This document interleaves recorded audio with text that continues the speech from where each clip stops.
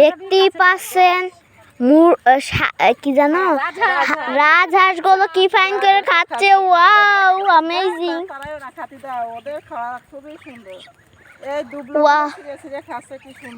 এক দুই তিন চার পাঁচটা সাদা হয়েছে, কত সুন্দর। Wow amazing. মাগুর মাছের ভাষা এই দেখিস আবার গেড়ে গর্তের ভিতর থেকে যেন সাপ শাক দেখতে হবে না, ওই গেড়ে গর্তগুলো খেয়াল করিস, ওর মধ্যে দেখবি কি জানো সাপ না সাপুলা যদি বেরোয় সবারই একটা করে আত্মীয়তা করে দেবিনি, খুব সাবধান। এই দেখো কি পরিমাণ গর্ত, বড় বড় গর্ত, দেখি কি পরিমাণ গর্ত। ওই দেখ ওই ওর মধ্যে গর্তের মধ্যে পড়ে গেছে রে দোয়ার নিচে পটাং, কি গভীর গর্ত, এর মধ্যে যে হঠাৎ করে বের হয়ে যেতে পারে বলা যায় না।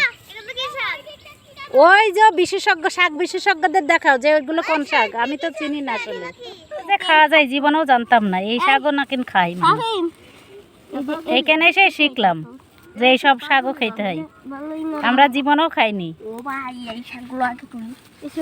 এলাকার মানুষ আসলে এক এক এলাকার মানুষ কিন্তু এক এক জিনিস খায়, তাই না? এটা ঠিক না ভাই বলেন?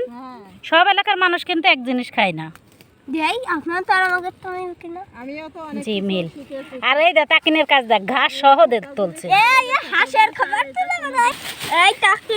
এই যে মাশাআল্লাহ মাশাআল্লাহ কত শাক হয়েছে।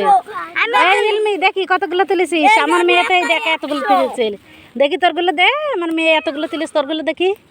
মাথার উপর নিয়ে বসে আছিস কেন পাগলা? দেখো শাক দিলে কিরম লাগবে, সেই মজা না অল্প মজা? শাক দিলে কিরম লাগবে?